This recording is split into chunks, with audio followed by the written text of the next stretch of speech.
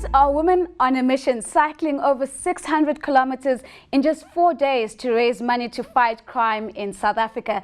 This is Women on Wealth, and I'm Nozipho Mbandwa. Tonight we profile two women taking part in the Change a Life cycle tour. That's Gauteng Health MEC Qedani Mahlangu and Diane Radley. She's the Chief Executive of Old Mutual Investment Group South Africa. We also speak to the future of the African Daughter Project founder Gqibelo Dandala about how to change the lives of girls living in townships and rural areas. And in Power Redefined, we bring you philanthropist Grasha Mashal.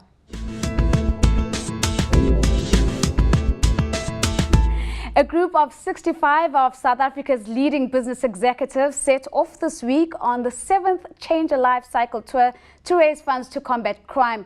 Before they hit the road, I spoke to two of the women taking part, Old Mutual Investment Group South Africa CEO Diane Radley and Gauteng Health MEC Qedani Mahlangu. And I began by asking them to share the story behind the cycle tour. It started with Mike Thompson being brutally murdered in his home in Hurlingham about 7 years ago. And he was employed by Computershare, who decided they needed to do something about the crime situation in South Africa. And hence, Change a Life Cycle Challenge was born. It was very much focused on getting the CEOs of the big listed companies, of which the majority were clients of Computershare, involved in something where they could combine their passion with making a difference to South Africa. MEC? And what about this particular story struck a chord with you and led you to decide to be a part of this? I mean, you'd know for a fact that many South African women and children experience crime-related activities of one kind or the other. And I thought it was important for me, as someone who's also involved in leadership, to partake in this process as the organization, amongst others, of its charity beneficiaries, is a rape a crisis center in Khayelitsha and many others that we support. So it's important to really take part in something that is contributing towards people who've been affected adversely so by crime-related activities. Let's get to the nuts and bolts of the challenge. What does this commitment actually mean? Are we talking about a one-day event, or is this a longer-term commitment? It's definitely blood, sweat and tears, 365 days a year. But the nice thing for me as an executive is I can combine my exercise with training for the cycle challenge, and also I can get my family involved. So my daughter rides with me because it involves a commitment at least 3 to 4 times a week in the morning. But again, as I said, you combine your passion with what is really meaningful and valuable to you, and my family is involved in that as well. But where do you ladies find the time? I mean, MEC, from running government to finding the time to get onto the bike, how do you fit this into your daily routine? It involves greater discipline. What do I mean by that? We have to be up at 4 in the morning, get on the car to drive to where you're going to meet your team. We start riding at 5, we finish at 7, we do a 40-kilometer loop. On Saturdays we do a 60-kilometer loop. Again, we've got to start at 6:30 because of traffic and all of those. So it's a dedication and commitment, but the difference is you are committed to training. On the other hand, there are benefits to you as a person, which you look better and you lose weight and all of that. But there's a symbolism behind this, and yes, there is a very strong charity component of this particular challenge, but it's also speaking a lot about women who are stepping up to the plate and actually saying, yes, it can be done. I can balance it as best that I can. I think also if we look at some of the projects that we were involved in, the DNA project, for example, which plays a very pivotal role in ensuring rapists are convicted. And we collect DNA at various crime sites, and it goes a long way to ensuring that the convictions are upheld. And also closer to home, I live in Cape Town. I have sympathy for Dot having to deal with almost sub-degree temperatures sometimes in winter, and us with the northwester in Cape Town and the rain. But for us, we have the Change a Life Rape Crisis Centre, which we're supporting in Cape Town, helping to rehabilitate rape victims back into the community and dealing with some of the pain and anguish that they've dealt with. And for me as a woman, to be involved in that and to make a meaningful difference is very important. And I like the fact that as we go through training and we get up at 5 o'clock in the morning and we do what needs to be done, we have a greater vision in sight, and it gets us out of bed. And also the camaraderie we have amongst all of the people in the team, and lots of the guys have done it for almost 7 years. Yeah.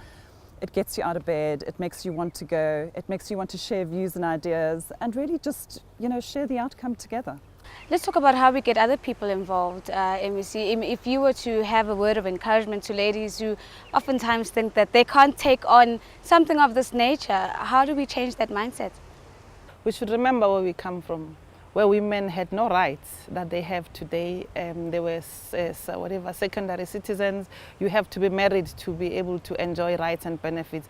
Today we live 20 years down the line, we live in a much more democratic society where women have this equal rights as men do. Of course, that brings a lot of challenges. That's why we see escalated violence against women, because men feel inferior. So what I'd like to really achieve over a period of time as part of changing other people's life is to really become these people to encourage people to learn from me, or how to balance things and never allow obstacles to stand before you for you to achieve anything. And particularly, I like to see more young girls and women getting more confidence instead of sitting at home, I do not have any choices and all of those things, to get out and just explore and do things by themselves. And that's what I really would like to see, just to motivate and get women to be self-sustainable and do things on their own.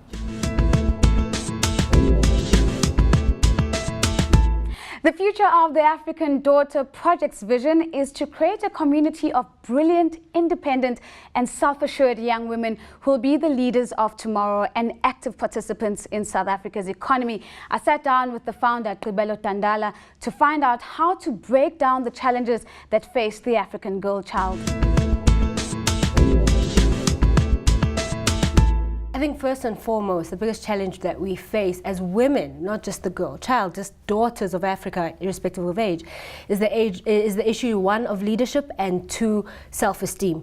And those two are very closely linked in that we do have the potential to be leaders. In fact, our communities, our countries, our continent needs us to become leaders. We've got the capability, and it's just about believing it. It's not even about recognizing it because it's there, it's just about believing it. So our work is about saying, girl child, you are capable. And all that we are there to do is to help them in that self-discovery process. Now, the concept of self-belief in itself can be a little bit intangible. Yes. How do you practically instill this in another person? Okay, so the first thing is that we make them see that they are capable. So we focus on the academics and we give them assistance. And the whole idea is for them to see that, you know what, with a little bit of assistance, I can actually go really far. And then the second one is that we focus on the personal development, and there we focus a lot on life skills and leadership.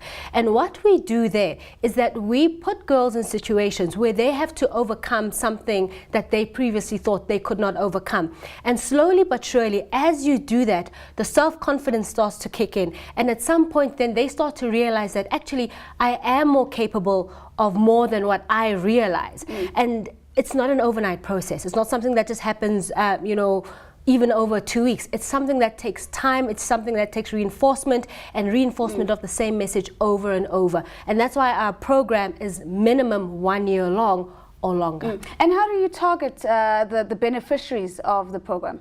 We specifically work in rural areas and in townships as well. And even there, we make sure that we get the girls through schools, and it's through the no-fee paying schools, because in that way we know that we really are targeting kind of the bottom of the pile in terms of resources and all of that. Because again, just not coming from a privileged economic background, that has its own psychological effects on the self-esteem. And so when we get those girls, we know that we have a tough battle ahead, but it is a battle that we know we can overcome with time. Well, it's a battle that sounds like it obviously needs one girl child at a time. Absolutely. But let's talk about the size and the scope of the program. How big are you and where are you hoping to grow to? We currently have 240 girls on our program. So we have 3 chapters across Gauteng. We have 1 chapter in rural Eastern Cape in Dugwa. And where we are going is to say by end of 2016, we need to have a presence in at least 2 other provinces. But at the moment, we are targeting specifically rural areas. We do have the kind of urban township in Gauteng. And we've recognized that the need is even greater in rural areas. So in terms of scope, 2016, at least 4 provinces. But our big long-term focus is 2020, where we are saying between now and 2020, we actually want to touch girls across the continent in various ways. And one of them being the African Daughter Dialogues, which is a conference we're planning for next year, where we invite girls, similar profile, rural areas, but from across the continent, to start, number one, dialoguing on these issues, 2, having the conversation with them saying, actually, you are what we are looking for. You are capable. Now we need you to start stepping up. Any success of a project of this nature will always be judged on the basis of its alumni. Absolutely. Do you have a success story that you can say, this is a product of our program? Absolutely, quite a few in fact. Many of our girls as we speak are in university, but there's one in particular that I'll highlight today. Ordinary girl, she came from Deep Sloot. When she joined our program, she was in grade 10. She was not even doing well at school. She was getting 38 for maths, 42 for physics. Both parents are unemployed. This is someone in whose family nobody has ever gone to university. So the prospects were pretty dim. As we speak, this is someone who we secured a bursary for. She's doing her second year at UCT and she's doing engineering. At the end of matric, she got a distinction in maths and 76 in physics. And it wasn't so much about us giving the lessons and giving them books and all of that, but at some point, something in her clicked. And she realized that actually she does not need to be defined by her background. Her background is simply that, her background. But where she was going, she could define. And it was after 3 years on our program that this finally clicked. But it's just been amazing to watch her. And we've got many other similar girls who've just been going from strength to strength. Every week we bring you a woman who is flexing her power muscles on the global stage. Let's take a look at one of the most influential women on the African continent, Gracia Machel. Machel is recognized for her dedication to educating the people of Mozambique and for her leadership in organizations devoted to the children of her country. She has been a major force in increasing literacy and schooling in Mozambique and has spoken of the needs and rights of children, families and community from platforms all over the world. As Minister of Education to her then government, she was able to reduce the illiteracy rate by 72%. In 2010, Time magazine named her among the world's 100 most influential people. And that's all we have time for this week's episode of Women on Wealth. Thank you so much for joining us. Don't forget to talk to us on Twitter, following me at Nozipumbandra and using our hashtag Wow410. We'd like to know who is redefining the concept of power in your world. Until next time, stay empowered.